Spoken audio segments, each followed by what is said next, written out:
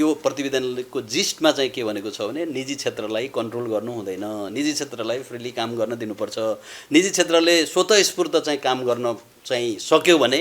उसले रोजगारी सिर्जना गर्छ, उसले रेभिन्यू बढाउँछ, उसले चाहिँ पूर्वाधार बनाउँछ, आम पब्लिकलाई चाहिँ भन्नाले जुन एउटा सर्भिस चाहिँ दिन्छ कम्पिटेटिभ रेटमा, तब मात्र वास्तवमा चाहिँ एउटा भनौँ न एउटा चाहिँ समृद्ध चाहिँ नेपालको चाहिँ भन्नाले ऊ चाहिँ हुनसक्छ भन्ने हिसाबको वास्तवमा चाहिँ यो ओभरअल यो उसको चाहिँ जिस्ट चाहिँ हो। जस्तो यहाँलाई म चाहिँ सानो चाहिँ कुरा चाहिँ भन्न चाहिँ चाहेँ, हामी जस्तो चाहिँ हामी के भन्छौँ भने जस्तो इम्पोर्ट सब्स्टिट्युट गर्ने भन्नाले चाहिँ डोमेस्टिक उत्पादन गर्ने भनेर चाहिँ भन्छौँ भनेपछि पहिलो चाहिँ ऊ चाहिँ त के हुनु पऱ्यो भने हाम्रो डोमेस्टिक उत्पादनलाई नै र हाम्रा चाहिँ भएका चाहिँ जुन खनिज पदार्थ अथवा हरेक चिजहरू जुन हामीले एक्सप्लोर चाहिँ गर्नु पर्यो, तब मात्र हाम्रो चाहिँ वास्तवमा इम्पोर्ट चाहिँ सब्स्टिट्युट चाहिँ हुन्छ अथवा हामी चाहिँ एक्सपोर्ट गर्न सक्छौँ। कतिपय हामी चाहिँ के छ भने यहाँले हेर्नुभयो भने कतिपय चिजहरू हामी ट्रेडिसनल हिसाबमा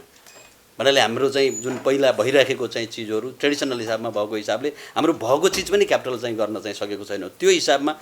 जिस्टमा चाहिँ भन्दाखेरि के छ भने यसले चाहिँ ओभरअल यो इकोनोमीलाई भन्नाले चाहिँ एकदम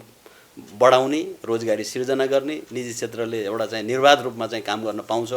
भन्ने चाहिँ म्यासेज चाहिँ वास्तवमा चाहिँ हाम्रो चाहिँ भन्नाले यो आयोगका चाहिँ सबै सदस्यज्यूहरूलाई चाहिँ वास्तवमा हामीहरूले कन्भिन्स गऱ्यौँ। र एउटा चाहिँ मलाई चाहिँ के गर्व लागेको चाहिँ छ भने उच्चस्तरीय आर्थिक सुधार आयोग चाहिँ उद्योग वाणिज्य महासङ्घले नै भन्नाले प्रस्ताव गरेको थियो, त्यो यहाँलाई पनि चाहिँ थाहा छ। त्यसैको चाहिँ सेरोफेरोमा चाहिँ जुन आयोग गठन भयो र गठन गरेको जुन आयोगले पनि यो 6 महिनाको बिचमा निजी क्षेत्रलाई इन्करेज गर्ने जुन एउटा चाहिँ प्रतिवेदन चाहिँ दिएको छ,